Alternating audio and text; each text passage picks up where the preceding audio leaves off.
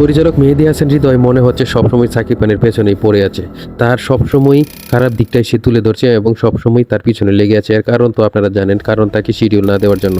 তবে ইদানিং রকস্টার সিনেমার মুভি ফটো পিকচার বের হওয়ার পর তার আরও তা বেড়ে গেছে। তিনি গণমাধ্যমে বলেছেন যে এটা একটা কার্টুনিস্টের মতো লাগছে এবং সেটাখানে বর্তমানে হয়েছে অ্যাকশন মুভির যুগ, সেখানে সে অন্য ধাঁচের মুভি আসলে বের করলে এটা কীরকম চলবে সেটা আমার বোধগম্য নয়। তবে সাকিব খান আমাকে শিডিউল না দিয়ে সে রকস্টারের শুটিং করতে দেশের বাইরে চলে গেছে, এটা খুবই দুঃখজনক।